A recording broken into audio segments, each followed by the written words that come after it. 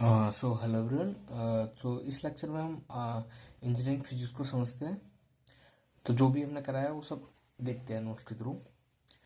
तो एक तरीके से फिजिक्स जो है वो साइंस है जो कि मैटर और एनर्जी को के रिलेशनशिप को दर्शाता है। मतलब मैटर कोई भी ऑब्जेक्ट है या कोई भी चीज़ जिसमें मास है और जिसमें वॉल्यूम है, कोई भी चीज़ जो पार्टिकल्स नेचर की है और जिसमें और जो एनर्जी से रिलेट कर रही है। मतलब एनर्जी और मैटर का रिलेशन ही फिजिक्स में हम पढ़ते हैं उसको। मतलब कि एनर्जी और मैटर के रिलेशन को पढ़ते हैं फिजिक्स में। तो बेसिकली फिजिक्स देखा जाए तो एक ग्रीक वर्ड है जिसका मतलब है नेचर, प्रकृति। तो पहली हमारी जो यूनिट है वो यूनिट एंड डायमेंशंस, उसको हम समझते हैं। तो बेसिकली यूनिट आप सब जानते हैं, जैसे कोई भी पैरामीटर, जैसे डिस्टेंस है उसको मीटर में नापते हैं, कोई केजी है, कोई वेट है उसको हम केजी में नापते हैं, कोई वजन। तो ये उसकी डिफरेंट यूनिट्स होती है। और डायमेंशंस मतलब कि जैसे कोई ऑब्जेक्ट, उसकी लेंथ, ब्रेथ, हाइट एक्सेट्रा जो भी चीज़ है वो उसकी डायमेंशंस होती है। तो बेसिकली डायमेंशन एनालिसिस हम करेंगे क्या। डायमेंशन एनालिसिस एक इस चैप्टर में होता क्या है, इस चैप्टर में ये डायमेंशन एनालिसिस एक टेक्निक है जिसके थ्रू हम अलग अलग डिफरेंट यूनिट्स का रिलेशन समझेंगे कि कैसे हम अपनी इंजीनियरिंग प्रॉब्लम्स को सॉल्व कर सकते हैं डायमेंशन एनालिसिस के थ्रू। जैसे कि हमें कोई बोट बनानी है या फिर हमें कोई बिल्डिंग बनानी है तो उसमें उनका यूज़ होता है डायमेंशन एनालिसिस में। डायमेंशन एनालिसिस को यूज़ करके हम वो बनाते हैं। तो उसकी इंपॉर्टेंस क्या है, तो ये बताया डिफरेंट फिजिकल प्रॉपर्टीज़ को आपस में रिलेट करती है। ये अलग अलग पैरामीटर्स होते हैं, उनको रिलेट करते हैं डायमेंशनल एनालिसिस के थ्रू। ठीक है। तो बेसिकली हमने इसमें पढ़ा था कि 7 फंडामेंटल यूनिट होती है डायमेंशन एनालिसिस में। बेसिकली हम 7 फंडामेंटल यूनिट्स होती है और बाकी हमारी ड्राइव यूनिट होती है। इन फंडामेंटल यूनिट्स को यूज़ करके हम बाकी यूनिट्स को ड्राइव करते हैं या बाकी यूनिट्स को हम पता लगाते हैं। इनकी हेल्प से हम बाकी चीज़ों को सॉल्व करते हैं। जैसे कि 7 हमारी जो फंडामेंटल यूनिट है वो कौन सी है। पहली होती है मास। मास की जो एसआई यूनिट है उसको क्या है, केजी। और उसको हम सिंबल सिंबल उसका केजी शॉर्ट में लिख देते हैं। और उसको डायमेंशनल फॉर्मूला देखे तो हम किससे रिप्रेजेंट करते हैं, एम से। तो कोई भी मास है, मास का डायमेंशनल फॉर्मूला एम, यूनिट है उसकी केजी और सिंबल भी उसका जो यूनिट का सिंबल है वो केजी होता है और डायमेंशनल फॉर्मूला एम। ऐसे ही लेंथ का जो डायमेंशनल फॉर्मूला होता है वो होता है एल और उसकी यूनिट है मीटर। ऐसे टाइम का टी और उसकी यूनिट क्या है, सेकंड। ऐसा यूनिट क्या है, सेकंड। ऐसे ही टेम्परेचर का केल्विन और उसकी जो डायमेंशनल फॉर्मूला है वो भी के से ही रिप्रेजेंट कर देते हैं। इलेक्ट्रिक करंट, उसकी यूनिट है एम्पेयर और उसका जो डायमेंशनल फॉर्मूला है वो ए। एम्पेयर को ए से रिप्रेजेंट कर देते हैं। ऐसे ही कोई अमाउंट ऑफ सब्सटेंस उसको मोल में नापते हैं और उसका सिंबल MOL मोल कर देते हैं, डायमेंशनल फॉर्मूला। ऐसे इंटेंसिटी ऑफ लाइट, मतलब लाइट कितनी तेज आ रही है, या उसको लाइट को नापते किसमें, कैंडला में। जैसे केजी में हम नापते हैं ना, 2 किलो, 3 किलो, 4 किलो, मतलब एक समझ आ रही है कि मतलब कि वेट बढ़ता जा रहा है। ऐसे ही लाइट की इंटेंसिटी, लाइट तेज है मतलब उसका कैंडला ज़्यादा है। ज़्यादा कैंडला में मतलब कि 10, 20, 30, ऐसे 10 कैंडला, 20 कैंडला, 30 कैंडला, मतलब 30 कैंडला वाली लाइट ज़्यादा तेज होगी बजाय 10 के। तो कैंडला यूनिट लाइट की है और सिंपल और इंटेंसिटी ऑफ लाइट को आई से रिप्रेजेंट कर देते हैं। तो ये हमारी जो 7 है ये है फंडामेंटल यूनिट। 7 हमारी फंडामेंटल यूनिट्स होती है। आगे देखते हैं क्वांटिटीज। अगर बेसिकली देखते हैं क्वांटिटीज को, क्या हम देखते हो, स्केलर, वेक्टर, ऐसा आपने नाम सुना होगा। तो स्केलर मतलब वो क्वांटिटी जिसमें सिर्फ मैग्नीट्यूड होता है, जिसमें सिर्फ जैसे 5 किलोमीटर 5 न्यूटन की फोर्स लगी तो 5 क्या है, 5 न्यूटन, 5 क्या है, एक तरह से स्केलर क्वांटिटी हुई। जैसे 2 किलोमीटर, 2 किलोमीटर क्या है, ये मैग्नीट्यूड हुआ, मतलब कि स्केलर क्वांटिटी है। भाई अगर हम मैग्नीट्यूड प्लस डायरेक्शन की बात कर रहे हैं, जैसे जैसे 10 न्यूटन की फोर्स लगी नॉर्थ डायरेक्शन में मान लो, या फिर इस डायरेक्शन में एक्स डायरेक्शन में 10 न्यूटन की फोर्स लगी, तो यहाँ पे क्या 10 न्यूटन क्या है, मैग्नीट्यूड। और नॉर्थ ये ईस्ट डायरेक्शन में मान लो फोर्स लगी, तो ईस्ट डायरेक्शन क्या होगी, ईस्ट क्या होगी, डायरेक्शन। तो इसमें मैग्नीट्यूड भी है, डायरेक्शन भी है। जैसे कि हमारा डिस्प्लेसमेंट, ठीक है, या एक्सीलरेशन, ये क्या है, वेक्टर क्वांटिटी जिसमें मैग्नीट्यूड और डायरेक्शन दोनों है। ऐसी एक स्केलर क्वांटिटी होती है, एक वेक्टर होती है, दोनों तो आप फैमिलियर होंगे। और एक क्वांटिटी होती है टेंसर।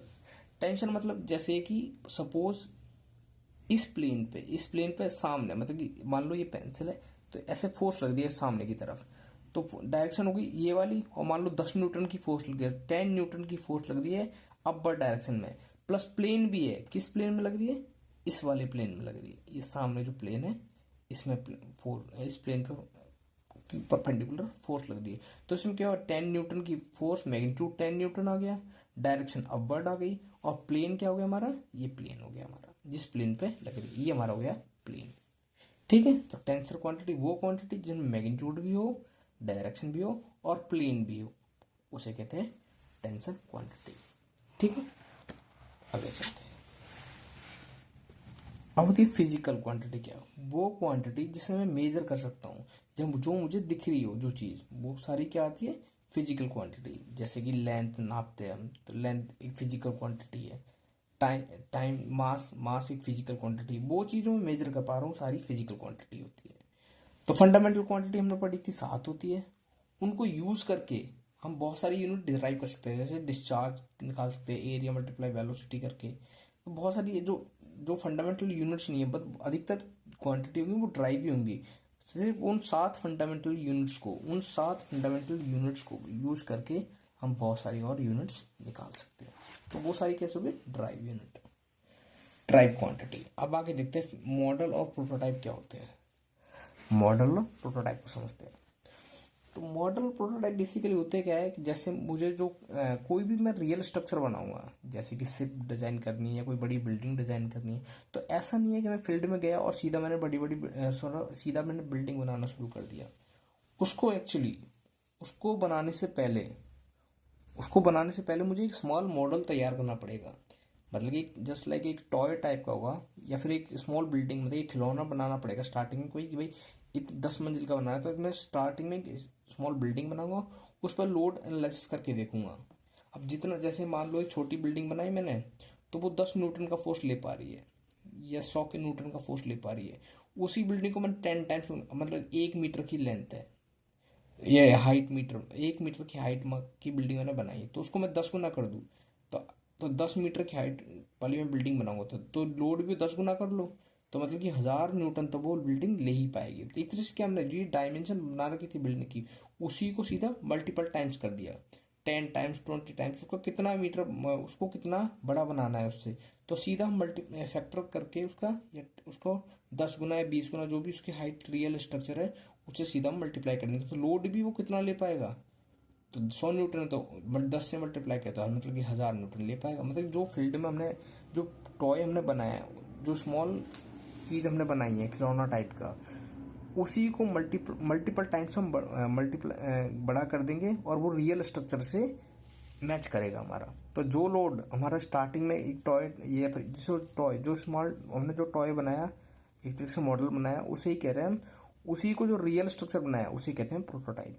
तो देख, एक छोटा खिलौना वो है मॉडल, और जो रियल स्ट्रक्चर बना रहे हैं हम फील्ड में, उसे कहते हैं प्रोटोटाइप। जैसे कि एक शिप डिजाइन करनी है, तो उसका मेटा सेंटर वगैरह कहाँ होगा, तो सबसे पहले हम इसका स्मॉल मॉडल बनाएंगे, और उसी को n number of times multiply करके हम रियल शिप बना लेंगे।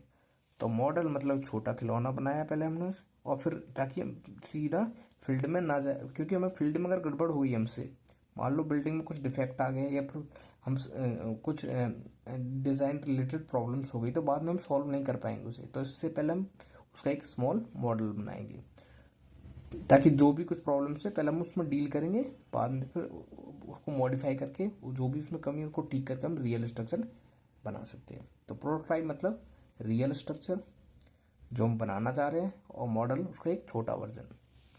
तो ये होता है मॉडल और प्रोटोटाइप। जो रियल स्ट्रक्चर है वो प्रोटोटाइप है। अब आगे चलते हैं।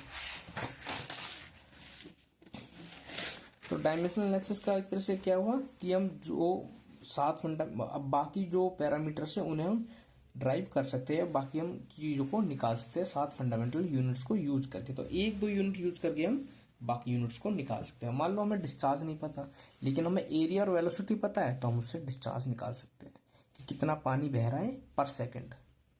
डिस्चार्ज होता है, जैसे मान लो ये कोई टैंक है, इस टैंक में कोई नीचे से पाइप होल बना हुआ है, जितना पानी खत्म हो रहा है 1 सेकंड में, कितना पानी खत्म हो रहा है, मतलब वो क्या डिस्चार्ज मतलब कितना वॉल्यूम खत्म हुआ पर यूनिट टाइम, उसे बोलते हैं डिस्चार्ज। या फिर area per unit area, area multiply velocity, उसे बोलते हैं डिस्चार्ज। ठीक है, तो इस तरीके से हम जो इनडायरेक्ट पैरामीटर्स है उसको हम जो फंडामेंटल पैरामीटर्स हैं उनको यूज करके हम बहुत सारे डायमेंशन पैरामीटर्स निकाल सकते हैं, बहुत सारी क्वांटिटीज हम ड्राइव कर सकते हैं फंडामेंटल यूनिट्स को यूज करके। अब हम सिस्टम ऑफ यूनिट्स की बात करें तो सिस्टम ऑफ यूनिट्स की बात करें तो किस किस डायमेंशन, किस किस यूनिट्स में हम चीज़ों को मेजर करते हैं। एक होती है सीजीएस, सेंटीमीटर। अगर हम सेंटीमीटर में डायमेंशंस नाप रहे हैं तो हम ग्राम में हम वेट नापते हैं, और सेकंड उसकी एसआई यूनिट होगी, टाइम की यूनिट होगी। तो सीजीएस सिस्टम हो गया एक तो अगर हम लेंथ सेंटीमीटर में नाप रहे हैं तो हमें वेट ग्राम में नापते हैं, और सेकंड में टाइम नापते हैं। एम की एस, मीटर किलोग्राम सेकंड, तो एक अलग यूनिट सिस्टम हो गया। अगर हम लेंथ मीटर में नाप रहे हैं तो हम, और वेट को हम केजी में स्टैंडर्ड यूनिट मानते हैं, ऐसे ही। और टाइम को सेकंड, ऐसे एफ पी एस होता है, मतलब foot pound second. Foot length की यूनिट, पाउंड वेट, और सेकंड टाइम की यूनिट। ऐसे international standard unit, international system of unit होता है, मतलब कि एसआई सिस्टम। एसआई सिस्टम अधिकतर ऑल ओवर वर्ल्ड फेमिलियर है। जब भी हम मानते हैं कोई, जैसे इंटरनेशनल सिस्टम में क्या हो, सब देश मिले और उन्होंने क्या है, एक मतलब कि अलग अलग, जैसे टेम्परेचर को हम केल्विन में भी नापते हैं, फ़ारेनहाइट में भी नापते हैं, और डिग्री सेल्सियस में नापते हैं। तो इस चीज़ को अब यूनिफॉर्मिटी बनाने के लिए, ताकि हर जगह वैलिड एक ही यूनिट हो, तो वहाँ कौन से, तो वो सब काम कौन करती है, स्टैंडर्ड, इंटरनेशनल स्टैंडर्ड सिस्टम। मतलब ये क्या करता है भाई, टेम्परेचर को आप केल्विन में नापिए, तो केल्विन क्या हो गया, एक एसआई यूनिट हो गई। एक तरीके से ऐसे ही डिस्टेंस को नापने का बहुत सारे तरीके हैं, जैसे सेंटीमीटर, मीटर, फुट। लेकिन इंटरनेशनल स्टैंडर्ड ने क्या किया, जैसे कि मीटर को एक स्टैंडर्ड मान लिया कि भाई मीटर में आप अपने रीजनल लैंग्वेज में, रीजनल एरिया में किसी में भी नापिए, पर स्टैंडर्ड मान्यता मीटर को दी है। तो ये ऐसा यूनिट सिस्टम है मेजर करने का। अब देखते हैं अगले, डिस्टेंस और डिस्प्लेसमेंट क्या होती है, बेसिक चीज़ें। तो जैसे मैं मान लो यहाँ पे ए पॉइंट से मैं यहाँ बी पॉइंट पे गया, ए बी, तो जितने जो मैं यहाँ से यहाँ तक मैं जो दूरी कवर की, वो एक मेरे क्या है, डिस्टेंस है। पाथ कवर, जो जो रास्ता मैंने कवर किया, यहाँ से यहाँ जाने में मैं मान लो इस रोड से मैं यहाँ से यहाँ गया, तो जो ये 5 किलोमीटर है, तो डिस्टेंस क्या हो गया मेरा, 5 किलोमीटर। जो भी रास्ता मैं चल रहा हूँ वही क्या है, डिस्टेंस है। जैसे मान लो कोई एक ऑब्जेक्ट यहाँ पे, सपोज एक पर्सन यहाँ पे, वो 5 मीटर यहाँ गया, फिर यहाँ से 10 मीटर गया, फिर यहाँ से 5 मीटर। मान लो ये ए पॉइंट है और ये बी पॉइंट है, तो इस केस में डिस्टेंस कितना हो गया, 5 मीटर, 10 और 5, 10, 5, 15 और 20, तो 20 क्या हो गया, डिस्टेंस। ठीक है भाई। अगर बात करें डिस्प्लेसमेंट की, तो डिस्प्लेसमेंट मतलब कि शॉर्टेस्ट पाथ। मान लो इसी पॉइंट में यहाँ देखते हैं, मतलब मैं ए पॉइंट से सीधा बी पे, मतलब तो बी पे जाने के लिए पहले मैं यहाँ गया, फिर मैं यहाँ गया, फिर मैं यहाँ गया। अगर मैं इनिशियल पॉइंट से सीधा मैं बी पॉइंट को देखूँ, और जो जो रास्ता, जो जो शॉर्ट, जो अगर मैं सीधा ऊपर लाइन ड्रॉ करूँ, एक इमेजिनरी लाइन ड्रॉ करूँ, तो वो जो डिस्टेंस होगा वो ही हमारा होगा डिस्प्लेसमेंट। तो शॉर्टेस्ट पाथ एक तरीके से ए पे गया, और ए से मैंने सीधा देखा बी को, वो बी कहाँ दिखा मुझे, यहाँ पे। अब ये जो दूरी होगी शॉर्टेस्ट, यही होगा डिस्प्लेसमेंट। डिस्प्लेसमेंट क्या है, शॉर्टेस्ट पाथ एक तरीके से। सपोज एक सर्कल है, सेमी सर्कल है, यहाँ से मुझे यहाँ जाना बी पॉइंट पे, मान लो ऐसे ऐसे गया मैं, तो ये तो हुआ मेरा डिस्टेंस। भाई अगर बात करूँ मैं डिस्प्लेसमेंट की, तो ए से ए पे मैं खड़ा हूँ और मैंने सीधा बी को देखा, जो अब इमेजिनरी लाइन ड्रॉ की, फिर मैंने एक इमेजिनरी लाइन, जो जो दूरी ये मिली मुझे, वही मेरा हो गया डिस्प्लेसमेंट। तो डिस्प्लेसमेंट क्या हो गया मेरा, ये पूरा मेरा डिस्प्लेसमेंट हो गया। ठीक है, तो सपोज मैं यहाँ पे हूँ, यहाँ से मैं यहाँ गया, यहाँ से मैं यहाँ गया, तो ए से बी पॉइंट तक जाने के लिए मैं कहाँ गया, 12 मीटर, फिर मान लो 5 मीटर, तो 17 मीटर में गया। लेकिन भाई बात करूँ मैं ए, और मैंने सीधा देखूँ बी पॉइंट को, जितना जो डिस्टेंस कवर और इमेजिनरी लाइन बनाई मैंने, जो डिस्टेंस मुझे यहाँ से यहाँ डायरेक्ट दिख रहा है इमेज, वो मेरा डिस्प्लेसमेंट। ठीक, नेक्स्ट देखते हैं। अब देखते हैं स्पीड क्या होती है। तो स्पीड बेसिकली होती है कोई ऑब्जेक्ट, स्पीड क्या होती है, मान लो मैं यहाँ से यहाँ डिस्टेंस मैंने ट्रेवल किया, मान लो मैं ए पॉइंट से बी पॉइंट तक गया, और मान लो ये ए बी की दूरी है 10 मीटर की, और यहाँ से यहाँ जाने में मुझे टाइम लगा मान लो 2 सेकंड। तो ए से बी तक जाने में मुझे लगा 2 सेकंड, तो मेरी स्पीड क्या होगी, कितनी दूरी मैंने तय की और कितने टाइम में मैंने ट्रेवल किया। तो स्पीड क्या होती है, कितना डिस्टेंस में ट्रेवल किया और कितने टाइम में ट्रेवल किया। तो यहाँ मैंने 10 मीटर ट्रेवल किया और मैंने वो ट्रेवल किया 2 सेकंड में, तो मेरी स्पीड क्या हो गई, 5 मीटर पर सेकंड मेरी हो गई स्पीड। ठीक है, अब देखते हैं। तो स्पीड को क्या लिख सकते हैं, डिस्टेंस अपॉन टाइम। तो स्पीड हो गई मेरी डिस्टेंस अपॉन टाइम। अगर मुझे डिस्टेंस निकालना हो, स्पीड और टाइम दे रखा हो, तो स्पीड मल्टीप्लाई टाइम कर सकते हैं, और टाइम निकालना हो तो डिस्टेंस अपॉन स्पीड हो जाएगा। मतलब फॉर्मूला सेम ये रहेगा, एक्सप्रेशन ये रहेगा। वहीं अगर बात कर रहे हैं डिस्प्लेसमेंट की, तो डिस्प्लेसमेंट क्या होगा, डिस्प्लेसमेंट होगा हमारा, डिस्प्लेसमेंट तो मतलब कि शॉर्टेस्ट पाथ हम बता रहे थे ना, डिस्प्लेसमेंट होता है शॉर्टेस्ट पाथ, ए से सीधा बी गया तो डिस्प्लेसमेंट। अब डिस्प्लेसमेंट से ही बनता है, देखिए यहाँ जो स्पीड जो होता है वो होता है डिस्टेंस अपॉन टाइम। भाई अगर बात करें वेलोसिटी की, वेलोसिटी क्या होता है, तो वेलोसिटी होता है हमारा डिस्प्लेसमेंट अपॉन टाइम, मतलब कि शॉर्टेस्ट, यहाँ पूरा पाथ नहीं आएगा। जैसे मान लो ए पॉइंट ये है और बी पॉइंट ये है, अगर मुझे ए से बी जाना है तो 5 डिस्टेंस क्या हो, 5, फिर यहाँ से आ गया 5, फिर यहाँ गया 13, एक तरीके से 10, 3, 13। लेकिन अगर वहीं मैं बात करूँ डिस्प्लेसमेंट की, तो डिस्प्लेसमेंट क्या होगी, शॉर्टेस्ट पाथ, मान लो 6 मीटर है। तो इस केस में एक तरह से मुझे अगर वेलोसिटी बतानी है, तो वेलोसिटी क्या होगी, डिस्प्लेसमेंट अपॉन टाइम। मान लो यहाँ से यहाँ जाने में मुझे टाइम लग रहा है 3 सेकेंड, तो डिस्प्लेसमेंट है यहाँ पे शॉर्टेस्ट पाथ 6 मीटर और टाइम लग रहा है 3 सेकेंड, तो डिस्प्लेसमेंट पर यूनिट टाइम उसे बोलते हैं वेलोसिटी। तो इस केस में क्या होगा, 2 मीटर पर सेकेंड। अगर सपोज हम यहाँ पे सपोज स्ट्रेट पाथ है, ए पॉइंट है और ये बी पॉइंट है, इनकी दूरी है 10 मीटर, तो इस केस में डिस्टेंस भी सेम है और डिस्प्लेसमेंट भी सेम है। तो अगर सीधा सीधा पाथ है तो डिस्टेंस और डिस्प्लेसमेंट बराबर होता है। अगर मान लो यहाँ से यहाँ जाने में लग रहा है 2 सेकेंड, तो स्पीड क्या होगी, डिस्टेंस अपॉन टाइम, तो 10 मीटर बाई 2 मतलब कि 5 मीटर पर सेकेंड। भाई अगर वेलोसिटी की बात करूँ तो वो भी डिस्प्लेसमेंट अपॉन टाइम, तो इस केस में डिस्प्लेसमेंट भी सेम है, तो मतलब कि 10 अपॉन 2, वो भी 5 मीटर पर सेकेंड। तो अगर लीनियर मैं सीधा सीधा चल रहा हूँ, सीधा पाथ है, तो उस केस में वेलोसिटी और स्पीड दोनों बराबर होती है। डिस्प्लेसमेंट, क्योंकि डिस्प्लेसमेंट और डिस्टेंस दोनों बराबर है।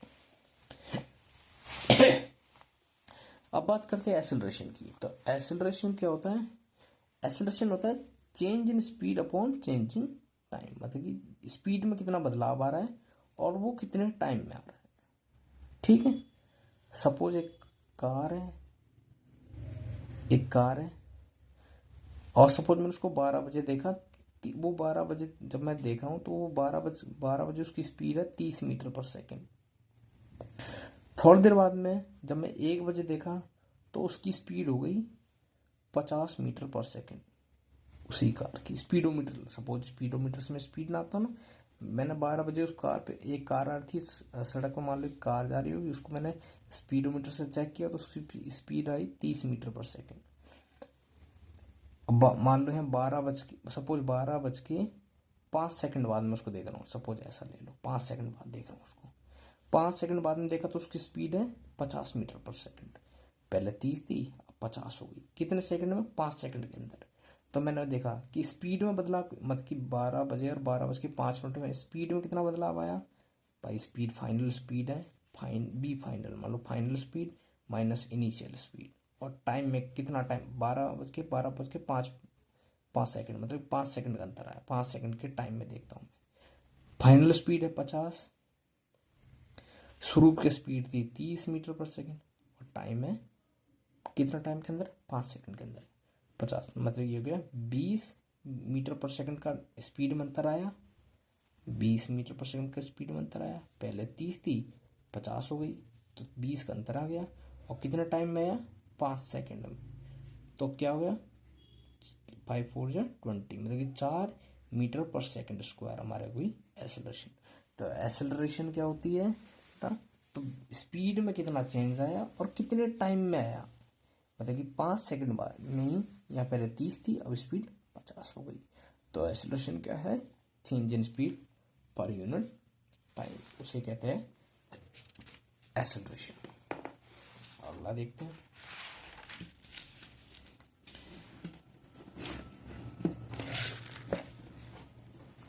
अगर हम बात करें फोर्स की, फोर्स क्या होता है, किसी, अगर जनरल भाषा में बात करें तो फोर्स क्या होता है, किसी चीज़ को खींचना या धक्का देना, उसे कहते हैं फोर्स।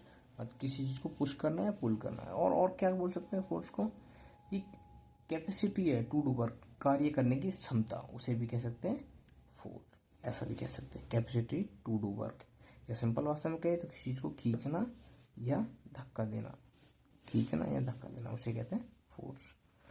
तो ठीक है, आगे देखते हैं। तो फोर्स को अगर मैथमेटिकली देखें, मैथमेटिकली फॉर्मूला फोर्स का होता है मास इनटू एसेलरेशन। एसेलरेशन हमने पढ़ा चेंज, मतलब कि स्पीड में कितना चेंज आ रहा है और कितने टाइम में, और उस जो चेंज हो रहा है जिस ऑब्जेक्ट में, मान लो कार थी तो कार का मास, तो उसकी जिस ऑब्जेक्ट में चेंज हो रहा है, जिसको मोशन कर रहा है, जो उसका मास कितना है, वजन कितना है, और उसमें बदलाव कितना आ रहा है उसकी स्पीड में टाइम के साथ, उसे कहते हैं, उनका प्रोडक्ट जो होता है वो होता है फोर्स। मैथमेटिकली हम देखा जाए तो ठीक है। अब फोर्स के एग्जांपल देखें लिटरली, तो electrical force, magnetic force, gravitational force, और वेट भी, वजन भी क्या है, एक तरीके की फोर्स ही है।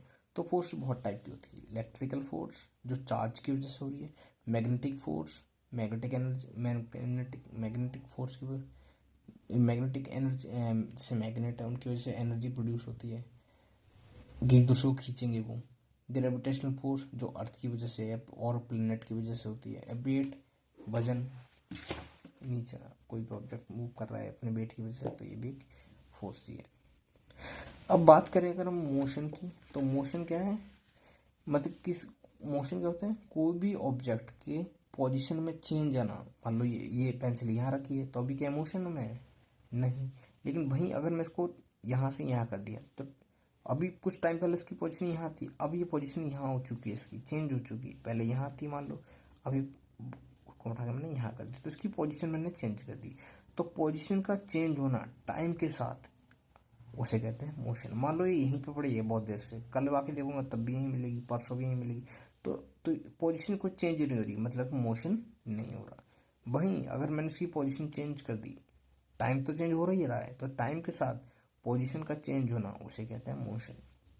मोशन को देखा जाए तो मोशन बहुत टाइप से हम बता सकते हैं। मोशन का भी काफ़ी टाइप होते हैं, जैसे कि रेटिलिनियर, सीधा सीधा एक ही लाइन में मोशन होना, ठीक है, तो उसे कहते हैं रेटिलिनियर मोशन। वहीं अगर रोटेशनल मोशन की बात करें, तो जब हम पार्टिकल एक सर्कुलर पाथ में रोटेट कर रहे हैं, घूम रहा है एक सर्कुलर पाथ में, तो रोटेशनल मोशन। वहीं कोई एक फिक्स पॉइंट है, जैसे पेंडुलम है सपोज, और उसके आगे पीछे मूव करना इस टाइप से, उसे कहते हैं ऑसिलेटरी मोशन या वाइब्रेटरी मोशन, ठीक है। सीधा सीधा कोई एक लाइन में मोशन हो रहा है, जैसे कोई गाड़ी चल रही है एक सीधी सड़क पर, रेटिलिनियर मोशन। अर्थ घूम, रोटेशनल मोशन, मान लो कोई एक एक्सिस के, जैसे पहिया है वो घूमता जा रहा है ना, एक्सिस, एक ही एक्सिस के अबाउट, तो वो क्या है, रोटेशनल मोशन। और एक कोई भी चीज़ है जो एक मीन पोजीशन के, इस मीन पोजीशन के आगे पीछे घूम रही है बार बार, यह स्प्रिंग है, स्प्रिंग क्या है, जैसे यहाँ से मैंने इसको खींचा तो आगे पीछे मूव करेगी स्प्रिंग भी, स्प्रिंग क्या है, आगे पीछे मूव कर रही है एक फिक्स पॉइंट देखा जाए तो स्प्रिंग हुआ, पेंडुलम हुआ, ये कैसे हुए, ऑसिलेटरी मोशन, जो एक पॉइंट के अबाउट बार बार टू एंड फ्रो रिपीट कर रहे हैं मोशन, उसे कह रहे हैं हम ऑसिलेटरी मोशन।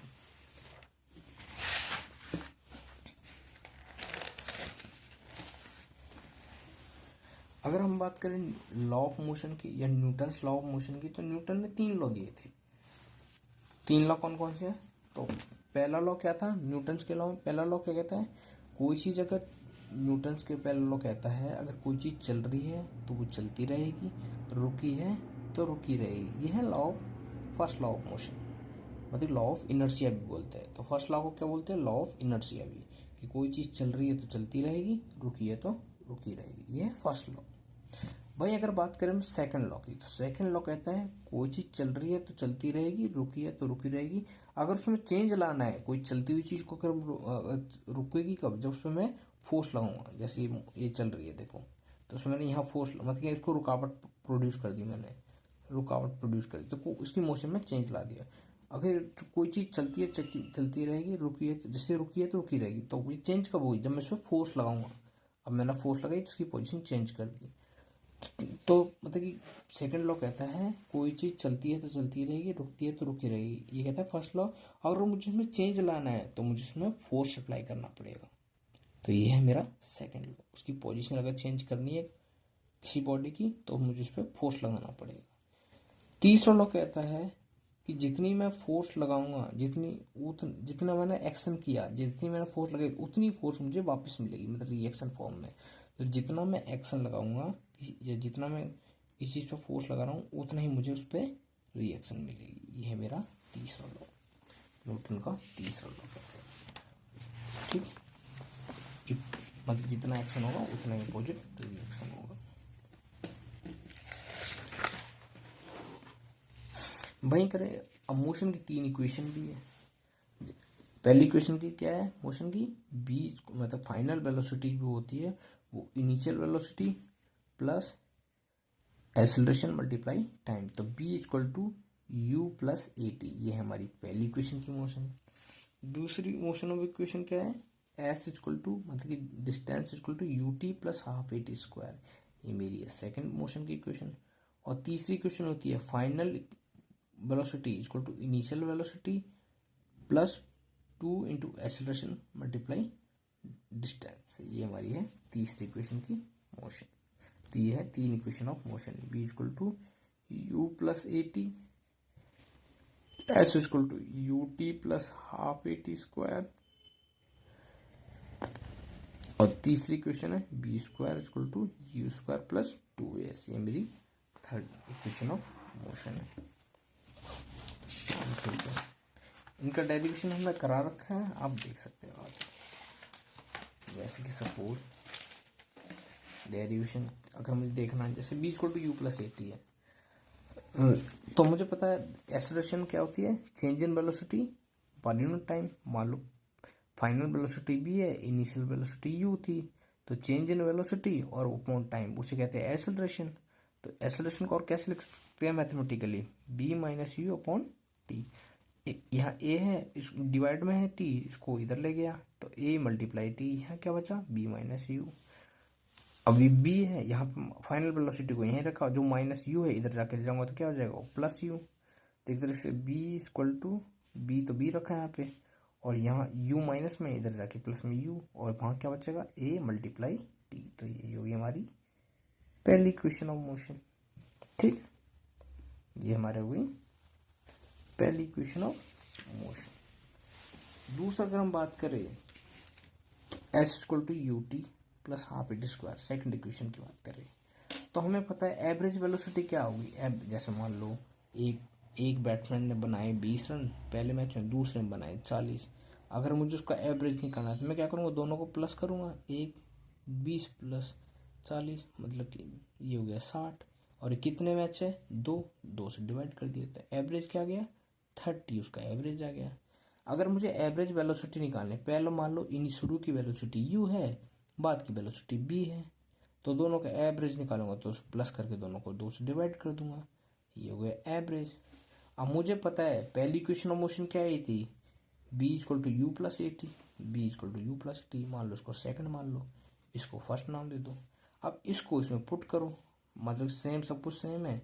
आपको b average equal to u का यू रखा और बी की जगह पे ये रख दिया u plus a t, u plus a t रख दिया, ठीक है, बाई 2 कर दिया नीचे। अब देखो बी एवरेज इक्वल टू ये क्या हो गया, यहाँ पे बच्चे ने थोड़ा देखो यू प्लस यहाँ पे अब ये यू प्लस ए टी हो गया, तो यहाँ पे 2u हो गया, ये u plus you 2u plus यहाँ पे A T by divide by 2, ठीक है। आगे चलते हैं।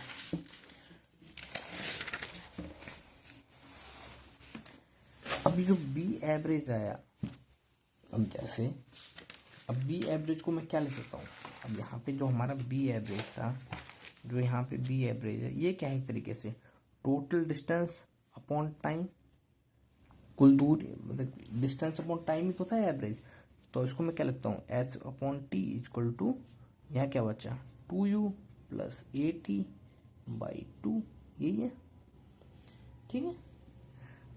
अब यहाँ पे मैं इसको अगर सेपरेट करूँ तो क्या है एस वाई टी मैंने यही रखा, 2u से यहाँ क्या जैसे 2u प्लस 2 और यहाँ क्या बचा ए टी बाई 2, ऐसे अलग कर लिया मैंने, एस वाई को यू ही रखा, यहाँ पे 2 कैंसिल, यहाँ बचा u और यहाँ क्या बचा A multiply T divide by 2 और एस इक्वल टू, अगर इधर डिवाइड में इसको इधर जा देखो एस, देखो तो बी एवरेज को हम क्या लिख सकते हैं एस बाई टी, मतलब ये टोटल डिस्टेंस अपॉन टाइम, ये हो गया एवरेज वेलोसिटी, और यह क्या है 2u प्लस ए टी था डिवाइड बाई 2, तो 2u को अब इसको सेपरेट कर लिया मैंने, 2u बाई 2 अलग कर लिया इसको, और ए टी बाई 2 का अलग कर लिया, 2 से 2 कैंसिल, एस डिवाइड बाई 2 था, इस टी को मैं यहाँ पूरा इस पूरे से मल्टीप्लाई कर रहा हूँ यहाँ पे, तो u multiply t u t plus a t का स्क्वायर बाई 2, तो s equal to u t plus half a t square, ये हमारे हो गई